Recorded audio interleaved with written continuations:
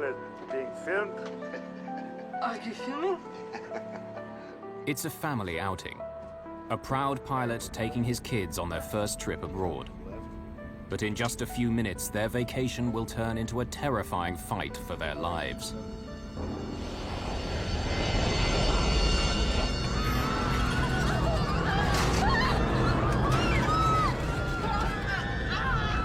Hold the control column. Just hold it. Back, back! Investigators would be amazed.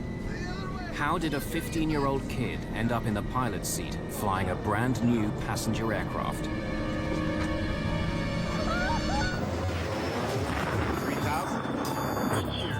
We're not getting any oxygen. We have the terrain alarm. Even tower Aero Peru 603. We are in an emergency. The other way! Back!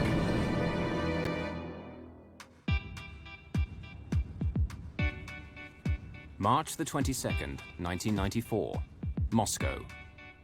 15-year-old Eldar Kudrinsky is going abroad for the first time. He needs every gadget he has. Eldar, Uncle Volodya is waiting. I'm ready, I'm ready. Come on. But this is no ordinary kid. Eldar's father is Captain Yaroslav Kudrinsky, an international airline pilot. In Russia, that means membership of a privileged group and access to luxuries most of the country can only dream of. Okay, let's go. Ah, Captain is here. Now we can take off. Hello, Uncle Volodya. Hello.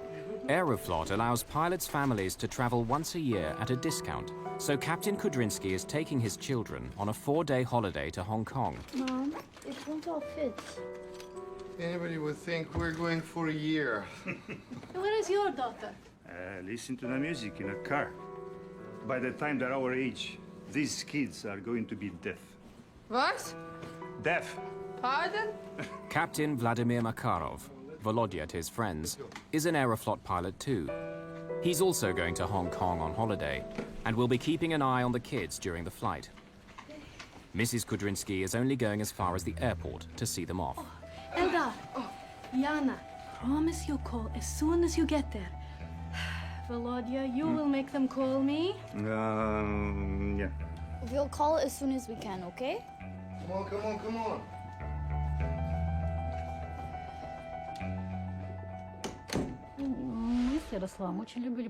Yaroslav and I love to travel, and so did the kids. They love seeing new places, learning new things. There was a chance for them to come along with their father, and they jumped at it.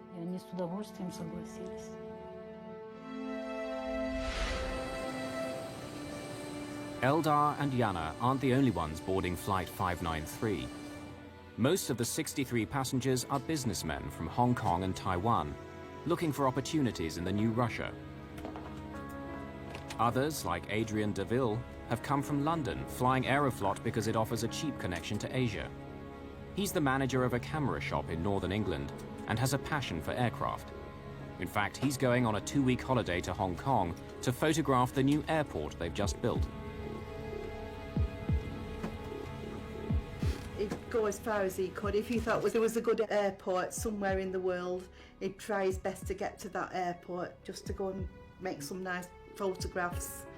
And the trip to Hong Kong grew from that because he wanted to see this brand new airport, which was a feat of engineering at the time.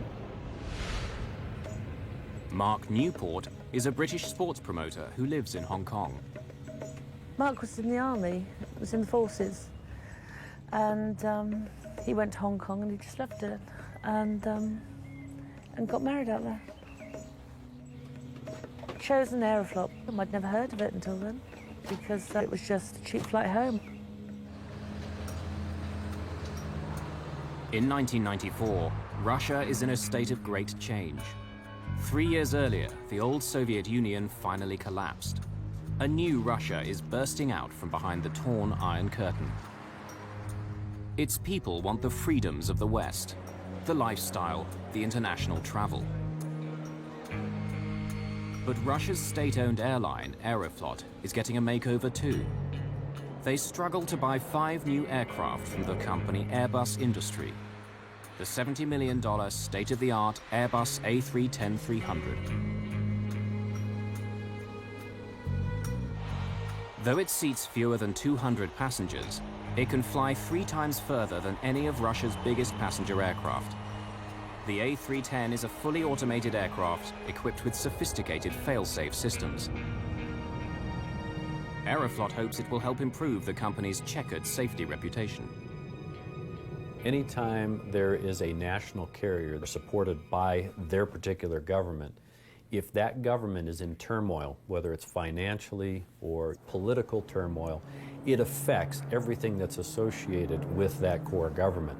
Aeroflot is a national carrier, and so there's always the perception that they may not have had the monetary resources and the wherewithal to be a very structured carrier with a lot of oversight to ensure a high level of safety at that time.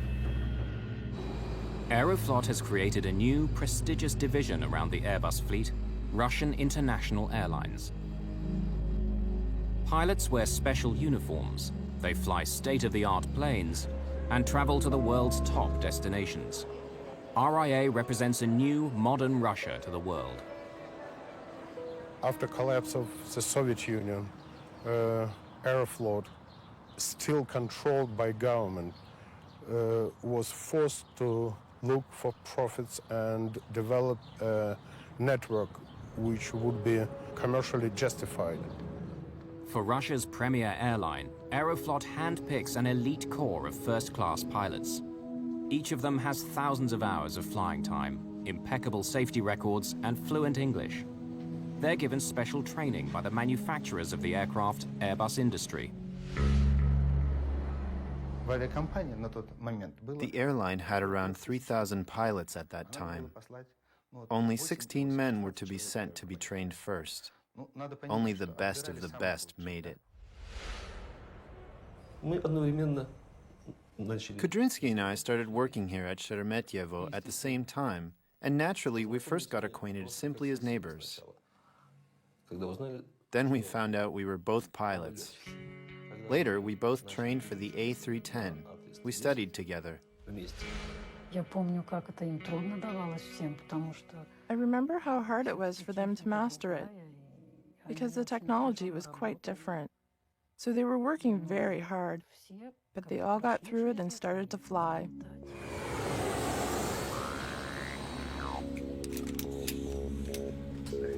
Yana and Eldar are finally on board the new plane they've heard so much about from their father. Hey, now you two behave, or Uncle Volodya will push the eject button.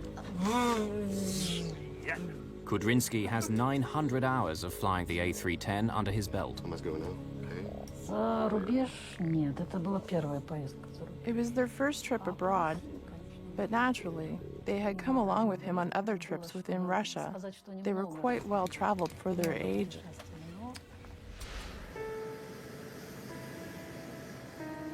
First, Captain Danilov will command the flight through the busy flight corridors out of Moscow. Relief Captain Kudrinsky will then take over. When he does, First Officer Piskarev becomes his co-pilot. All three are first-class pilots. On this new A310, the flight deck is fully computerized. Like other state-of-the-art aircraft, it's equipped with a sophisticated autopilot that can fly the plane for long stretches of the flight. International routes, like this one to Hong Kong, are Aeroflot's lifeline. They bring in precious hard currency at a time when the domestic market is struggling to turn a profit. Flight 593 takes off at 4:39 p.m. local time. Then it will join the Trans-Siberian Airway, flying east towards Mongolia and China. It's a smooth flight. Only 4 hours into the 10-hour trip, they've just passed over Novosibirsk in Siberia, almost halfway. But Eldar and Yana are too excited to sleep.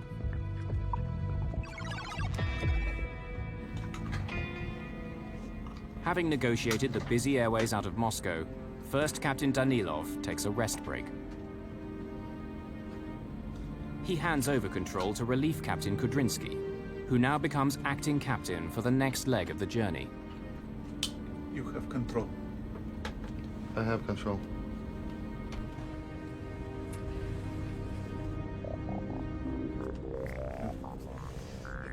Still awake? Yes, why? Shall we surprise your father? In the cockpit? Hmm? Oh, yeah. Would you like that? Okay, let's go. Aeroflot's most technically advanced aircraft is now cruising on autopilot at 10,000 meters. It's a calm, windless night, but the peace will not last. The pilots and crew will soon be fighting to save the lives of everyone on board. One of Aeroflot's new Airbuses is on a direct flight from Moscow to Hong Kong. Captain Kudrinsky is taking his children on their first trip abroad. They're about to pay him a surprise visit. Have some very important visitors. Shall I bring them in? Okay.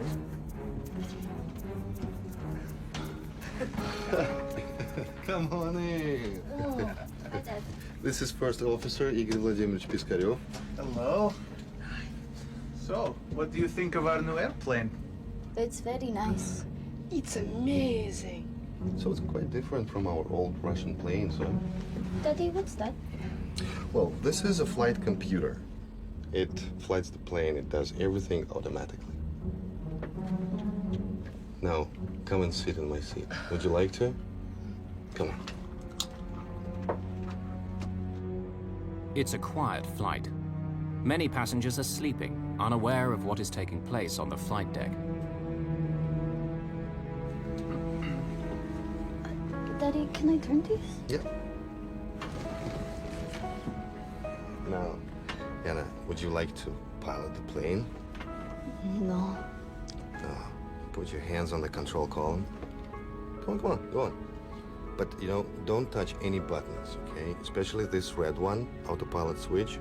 You don't touch it, all right? Kudrinsky turns the heading select knob. It doesn't disengage the autopilot, but allows him to turn the plane slightly to the left. It makes his daughter think she's flying the aircraft. The artificial horizon shows the plane is banking slowly left. This instrument is vital when you can't see the ground, as it shows the pilot how level the aircraft is in relation to the horizon.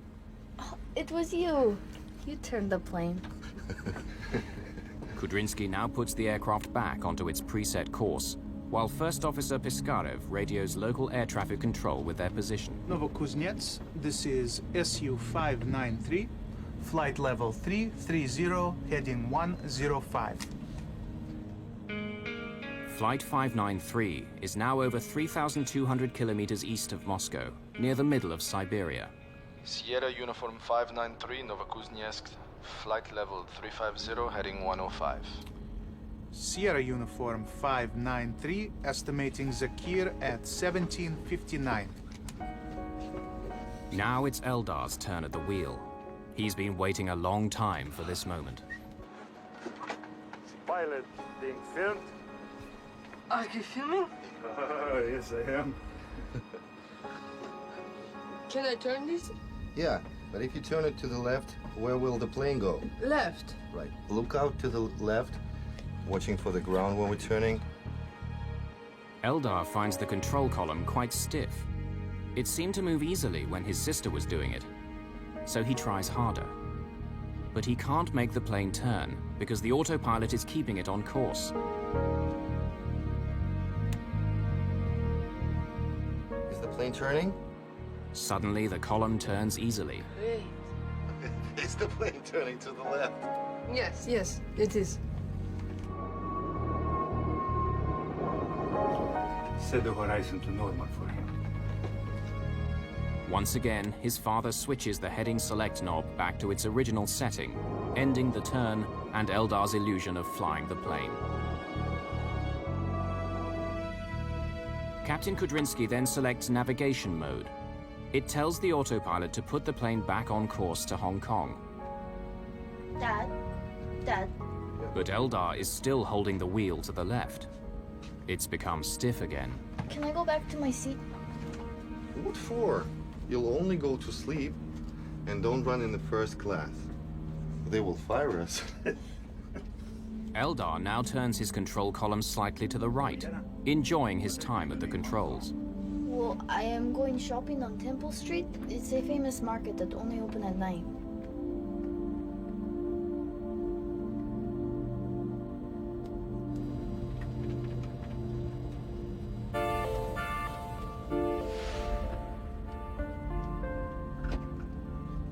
Why is it turning? Is it turning by itself? Yes, it is. It's been just over 3 minutes since Eldar sat down in the pilot's seat.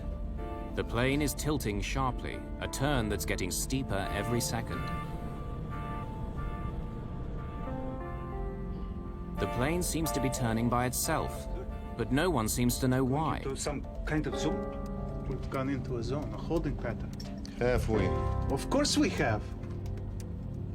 An arc has replaced the straight direction line on the screen. The arc looks like a plane in a holding pattern around an airport. As they study the screen, the plane continues to turn. It's now banked at 45 degrees, which is steeper than what it was built for. Suddenly, the command bars disappear from the primary flight display.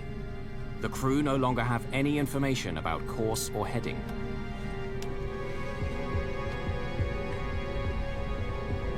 The plane is flying at 650 kilometers an hour and banking hard. Like a quick turn in a sports car, the dramatic movement of the aircraft begins to push everyone into their seats. Guys!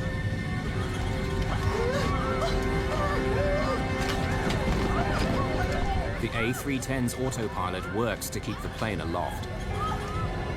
Suddenly, the nose pitches up. The increased G-force makes it difficult for Piskarev to reach the controls. He does his best, but nothing happens.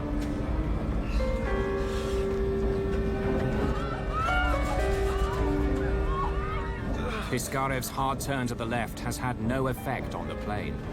Hold it. Hold the control column. Eldar is the only one with both hands fully on the controls. He can only follow the most basic orders. He can't get up because the speed of the turn is pushing him back in his seat. To the left. To the left. To the left. Now to the right. The other way. I am trying to get left. Okay, get out. Eldar has been in the pilot's seat for just over 4 minutes. And now he can't leave. His body feels twice its normal weight. Get out. Get out. Kudrinsky can do nothing but struggle against the crippling G-forces. The aircraft is plunging towards the snowy earth, and there's nothing anyone can do. Crawl out to the back. Get out. Get out. Get out. Russian International Airlines Flight 593 to Hong Kong is in serious trouble. There's the ground. The pilot's 15-year-old son has been at the controls for 4 minutes. The plane is turning steeply and losing altitude. The other way! Captain Kudrinsky desperately needs to get back into the pilot's seat, but he can barely move. The plane is turning so steeply and so quickly, the G-forces on his body make it feel like it's twice its normal weight. Everyone on board now feels the force of the plane's dramatic movements. His plane is in a serious crisis, but Captain Danilov can't get to the cockpit. He too is squashed by the powerful forces created by the plane's extreme bank. The plane still isn't responding. To add to their confusion, an alarm begins to sound. It signals the complete shutdown of the autopilot. The plane is now completely in the hands of Piskarev and Eldar. And to make matters even worse, there's another alarm. The other way. The plane is about to stall. To the left. An automatic safety system kicks in to keep the plane flying. It lowers the nose and puts the Airbus into a steep dive to regain speed. There's the ground. The plane dives at a frightening 40,000 feet per minute. For the people on board, it's like having an elevator fall out from under them. In just seconds, the heavy pressure of the high-speed turn is replaced by near weightlessness. As the plane suddenly drops away, it's now a very dangerous environment.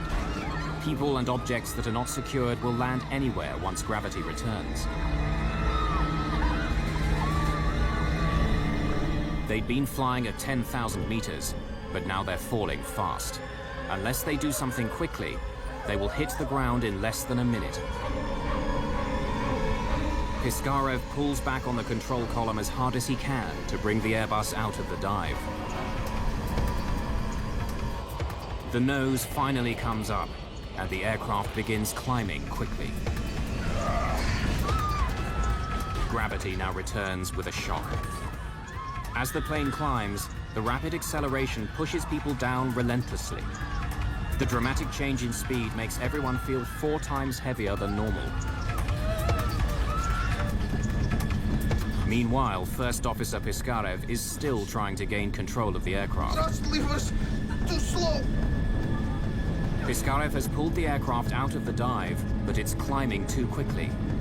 The engines on the A310 don't have enough power to push it almost vertically into the sky.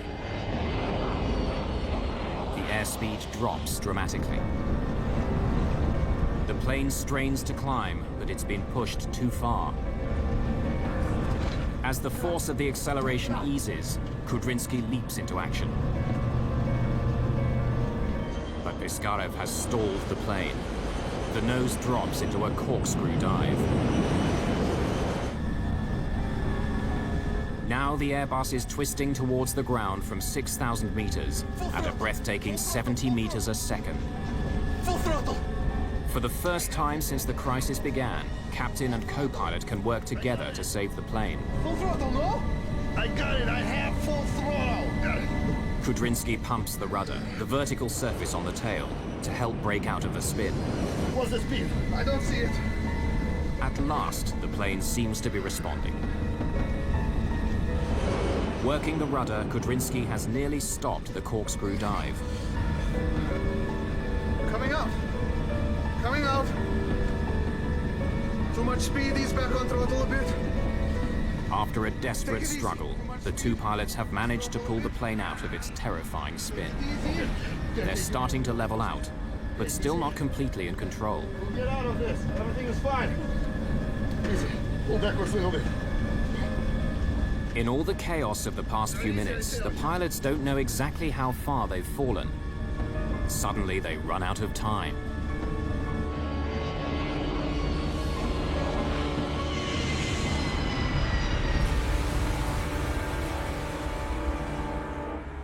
Sierra Uniform 593, this is Novokuznetsk area control. Please come in. 500 kilometers north of the Mongolian border, air traffic controllers in Novokuznetsk wait for Flight 593 to radio that it's left their control area. Area control, please come in.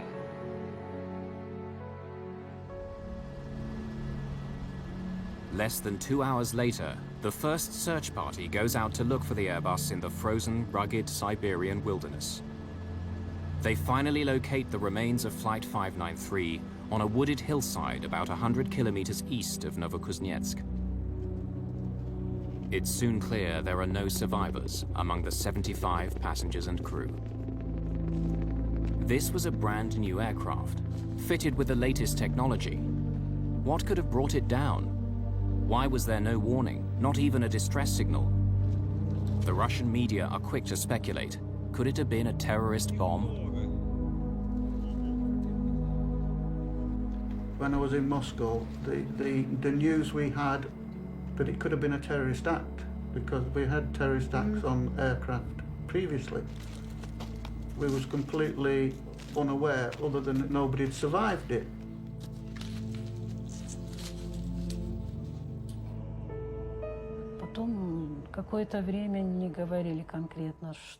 For some time, they wouldn't tell me anything specific.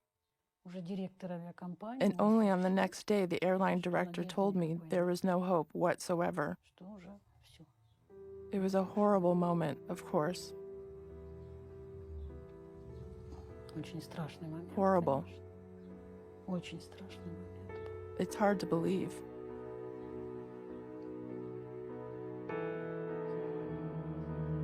Aeroflot flies the families of the deceased out to Moscow.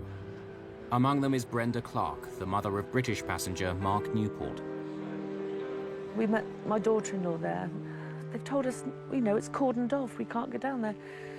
And she said, you can go down there, Bren, because the Chinese are down there. They have to do rituals and things you know.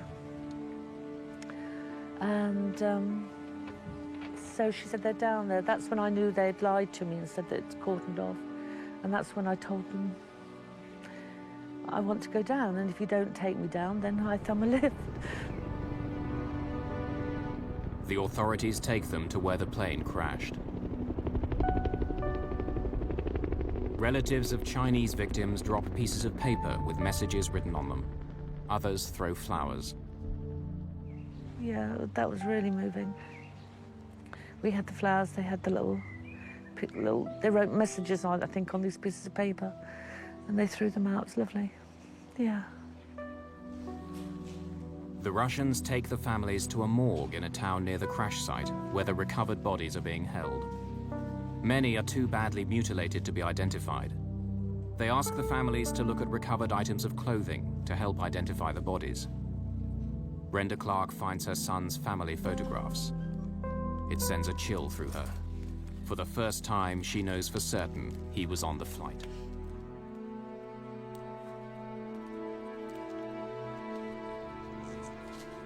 The recovery operation gets underway. The Russian government mobilizes 238 soldiers, police, investigators, and rescuers. Everyone in the aviation world wants to know how a brand new state-of-the-art Airbus could fall out of the sky without any warning. Does the A310 have problems no one knows about? They need to find out fast. Chief Accident Investigator Ivan Mashkivsky is in charge.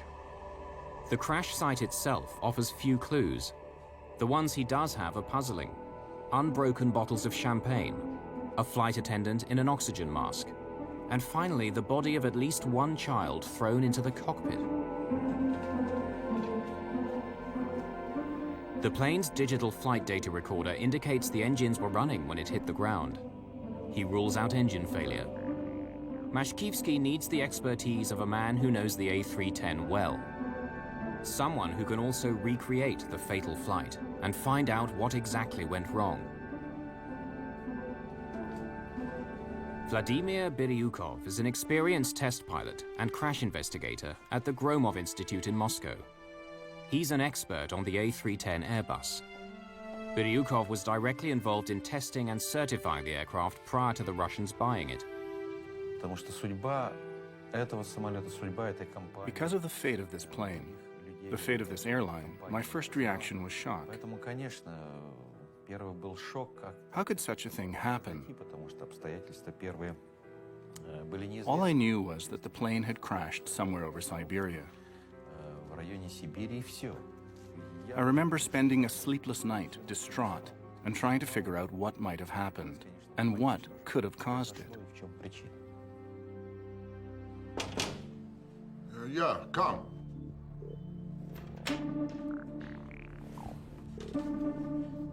I think you should come and listen to this. Each investigation begins with a complete analysis of the plane's cockpit voice recorder. This time, it reveals something disturbing. Now, come and sit in my seat. Would you like to? Come on. Daddy, can I turn these? Yeah. Kudrinsky was in the pilot's seat, wasn't he? According to the diagram.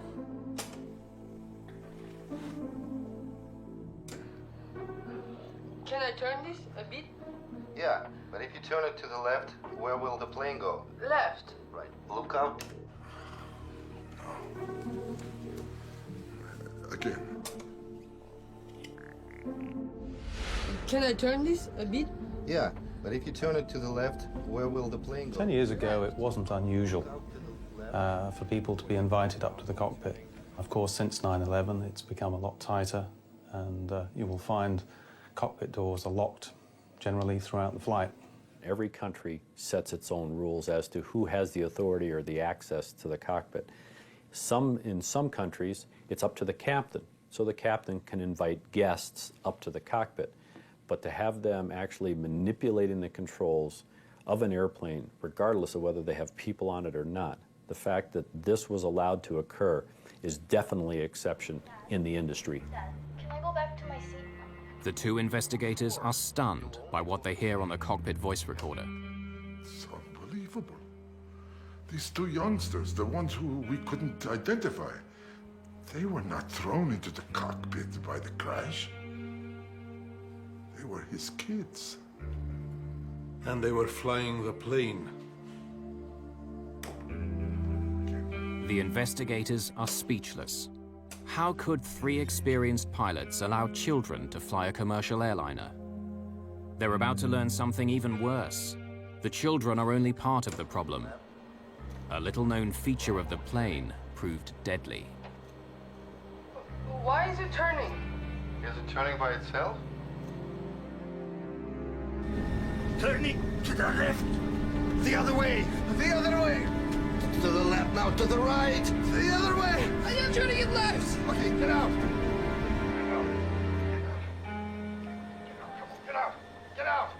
Get it left, the ground is right there! Russian investigators listen to the cockpit voice recorder of an Aeroflot Airbus that has crashed in Siberia. What they hear makes their blood run cold. Full throttle! Got it! Got full throttle! Full throttle, no! You should understand the frame of mind of the father. He is very proud of what he's doing. He invites his kids into the cockpit. Strictly speaking, it's a violation, of course. But I know such violations do occur in real life. I'm not condemning him or defending him here. What I'm trying to say is that no disaster occurs for just any single reason. There's always more than one, all coming together. But this time, it really does look like a single cause. A child flying the plane. And it sends shockwaves through Aeroflot's higher echelons. No, I think it would benefit it.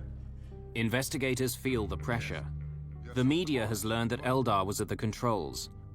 Aeroflot, trying to improve on its Soviet-era image, wants to minimize the damage. Boris Rybak is an aerospace consultant in Moscow. Aeroflot managers and executives indeed try to conceal results and try to downplay importance of this accident because it was very embarrassing. Managers at Aeroflot aren't the only ones following the investigation. Airbus, the European company which made the plane, is also intensely interested. Ivan Efremovich, what's wrong? Nothing. If the accident was caused by Eldar, it will vindicate Airbus. At the same time, grieving families are also clamoring for answers. Are you sure? For Mashkivsky and his team, it's a delicate balance. There is always more than one reason for a plane to crash. And we must find it. I'll do my best. His reputation, the reputation of Airbus, as well as Aeroflot, all now depends on finding this other cause. This was an international flight. It was a Western-built aircraft, and it was inevitable that the investigation that would be conducted by the authorities and the inquiries that would be conducted by claimant lawyers would expose information. At the same time, manufacturer of the aircraft, Airbus Industry, was very keen to get as much realistic explanation of what happened because the reputation of this aircraft was at stake. What I objected to was the way we was treated by Aeroflot after the accident. They wouldn't tell us anything what was going on. They denied everything. I wanted to know why my son died. I wanted to know why these men had been allowed to do such a thing. But all we got from Aeroflot was blank, blank, blank. Every time we tried to find something out, they just didn't want to know. Families aren't the only ones desperate for answers. Vladimir Biryukov continues trying to learn all he can about why the Airbus fell out of the sky. Analyzing information from the flight data recorder, he can trace and repeat every command given to the aircraft during the flight. We were trying to get as close to the truth as possible. to find the cause, because that was the precedent. The first foreign-produced plane to crash while flying for a Russian airline. Don't run in the first class. The investigation confirms the autopilot was on when the plane got into trouble. Even with the children in the cockpit, the plane should have flown on course. What went so terribly wrong? So, any new developments? We can discount Kudrynsky's daughter. She sat in the chair, but she didn't fly the plane. At 17:47 and 6 seconds, Captain Kudrynsky tells her not to touch the autopilot switch. Her father gave the autopilot the command to turn, while Yana just rested her hands lightly on the controls. It was you. You turned the plane. But when Eldar took the controls, Biryukov discovers, something dramatically different happened. No one could possibly have guessed. Not even the 3 pilots in the cockpit. Biryukov may have found the key to the puzzle. The plane's flight data recorder shows that 2.5 minutes before the crash, while Eldar was at the controls, the autopilot partially disconnects. This is the start of all the plane's troubles. But how did that happen? The autopilot is a sophisticated computer which manages an aircraft's speed, altitude, and heading. Altitude and heading are controlled by 3 key functions. The rudder, which controls sideways movement. The elevators, which control vertical movement. And the ailerons, which are for turning. On Flight 593, the autopilot had disconnected itself from the ailerons. And the autopilots that were used in transport airplanes years ago were an on-off. In today's sophisticated flight management systems, you can literally take fragments of the autopilot and disengage them, but not necessarily turn the switch off and turn it all off, unless you want to. The question that really worries accident investigator Biryukov is how did the autopilot become partially disconnected? There's no mention of it in the cockpit voice recording. If this is a fault with the aircraft, it could prove fatal to future flights.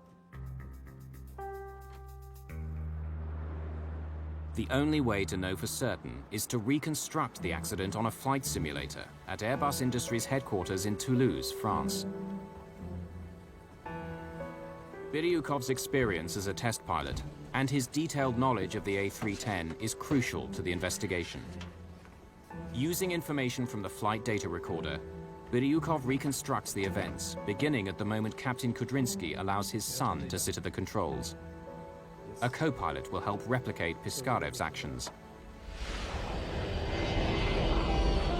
Look out to the left, watching for the ground when we're turning. Unlike his sister, Eldar turns the wheel before his father can tell the autopilot to turn the plane. The controls are stiff because he's fighting the autopilot. In the simulator, Biryukov reproduces Eldar's every movement.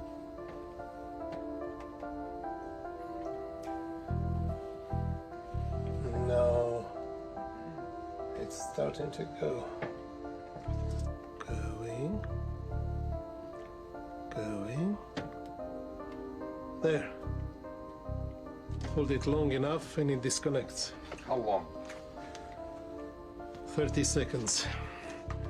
And it disconnects smoothly. No warning. No. No. No one in the cockpit knows it, but this is a critical moment. Eldar's resistance actually turns part of the autopilot off. It takes just half a minute, but from here on, Eldar is controlling the ailerons. Eldar is actually steering the plane. Why is it turning? Is it turning by itself? Yes, it is. What seemed like an open and shut case is suddenly much more complex. To the left, the back, the other way. The 15-year-old flying the plane isn't the only reason they crashed. The discovery highlights an apparent flaw in how pilots are trained on the A310. I got it, I have full throttle. Accident investigator Vladimir Biryukov has finally discovered the terrifying sequence of events that made Aeroflot's Flight 593 fall to Earth. Captain Kudrynsky's 15-year-old son had turned the plane's control column against the programmed flight settings. This disconnected the autopilot without warning from the ailerons which turned the plane. There. Hold it long enough and it disconnects. How long? The aircraft then began an uncontrolled turn to the right, which got steeper and steeper. But why didn't anyone realize the autopilot had disconnected? Another peculiarity of the plane is that it has no alarm signaling the disengaging of the autopilot in the list channel. While our Russian planes have an alarm sounding in such an event.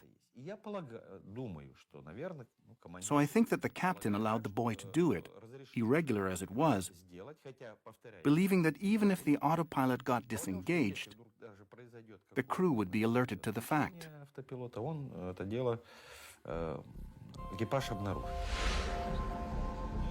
A310 Airbus has only a small light to tell the crew the autopilot has disconnected. There's no alarm. And the Russian crew was obviously unaware of it. But there's also another reason why no one realized what was happening. The autopilot still appears to be working normally because it's controlling the plane's other functions. Although the plane is now banking, the situation isn't yet critical. At this point, if the crew takes the proper action, they can still stabilize the plane. Eldar is the first to notice that the artificial horizon is at an angle. Why is it turning? Is it turning by itself? Yes, it is. The three pilots don't understand this at all. After all, Kudrynsky returned the flight to its autopilot heading. Makarov offers an explanation. Going into some kind of zone? We've gone into a zone, a holding pattern. Have we? Of course we have. Increasing 1 degree per second. 27 degrees. Now we should be entering into the zone. What's that? A strange arc now appears on the navigation panel. It looks like the course a plane would take circling an airport waiting to land. There appeared an arc very much resembling the arc that appears on the display when a plane enters a waiting zone. There are waiting zones around airports. When too many planes accumulate, they enter such a zone and circle around while they wait. But there could be no such zone at that point on the route. And yet we hear in the voice recording, "Hey, we're entering a zone." This false holding zone distracts the crew for 9 seconds. In that time, the plane crosses a critical threshold. The Airbus is now banking at 45 degrees, far beyond its design limits. It cannot turn this steeply and maintain height. It's now losing altitude. Guys! But the Airbus autopilot is no longer controlling the ailerons. Its other functions try to compensate by pulling the plane's nose up and increasing power to maintain altitude. Passengers are pushed back into their seats.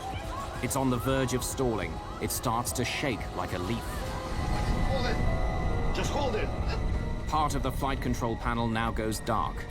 It's a warning sign that the plane has gone beyond its design limits. From here on, the Airbus is out of control. By recreating the fatal flight, Biryukov has worked out how a lapse in judgment and concentration has resulted in a catastrophic crisis. But could the crew have saved the plane and its passengers? The pilots of Flight 593 tried to bring the plane out of its fatal dive by pulling up, but they go too far. The plane climbs steeply and stalls. We're losing altitude. Now we've started to spin, so what do we do?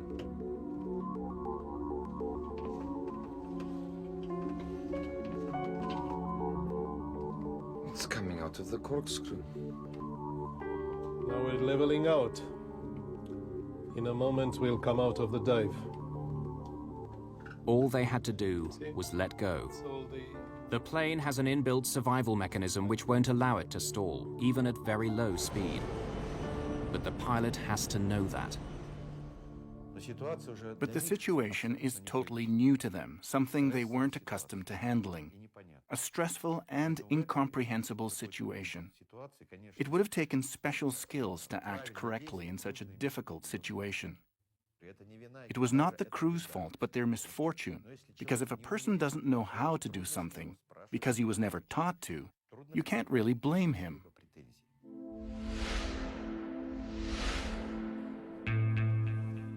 The team's perseverance in an open and honest investigation did show that there was more than one simple cause behind the accident. Their findings benefited the whole industry, especially the revelation that the autopilot can partially disconnect. This remains a feature of the A310, as it enables pilots to control certain elements of a flight while leaving the rest to the computer. But crews are now made aware of this.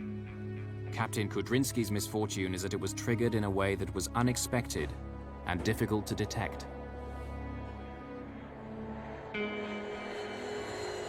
The crash of the Russian plane comes at a troubling time for the airline industry.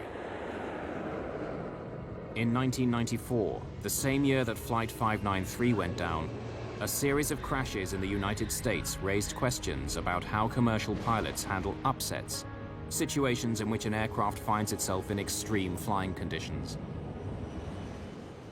When we think about upset in a large airplane, we think about an attitude of the airplane that's beyond what normal flight regimes would be. That is, greater than 20 degrees nose up, greater than 10 degrees nose down, and bank angles greater than 25 degrees. Within a year, the industry had begun offering pilots upset recovery training, teaching them skills to handle extreme situations like the one on Flight 593. The tragedy of one trip to Hong Kong may have contributed something to the safety of other passengers and crew. For parents and friends of those on board, though, what happened that night is never far from their minds. Adrian DeVille's body was one of 22 that were never identified. Their remains were cremated together by the Russian authorities. In mine, he was asleep, and that's the way I deal with it, and, you know, he didn't know much about it.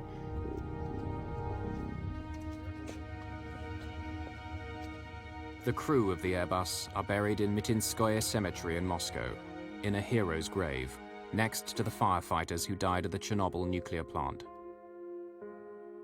Yana and Eldar lie next to their father.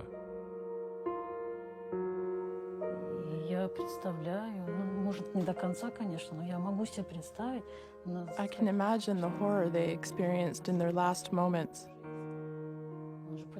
He knew there were not only all those people depending on him,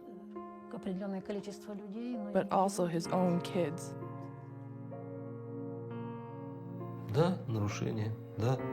Yes, it was a violation. Yes, he did it. But how it all happened, it was just a freak accident, a bizarre coincidence. I can forgive the pilot. I can forgive the children because they were innocent. This man was 39 years old, and for those 39 years he had an exemplary flying career. He had a family, he was proud of them, and it was the final 5 minutes of those 39 years that went awry. Yeah, children shouldn't have been allowed in the cockpit, I don't believe, but me saying that now won't bring Mark back, will it? But it might stop things happening in the future.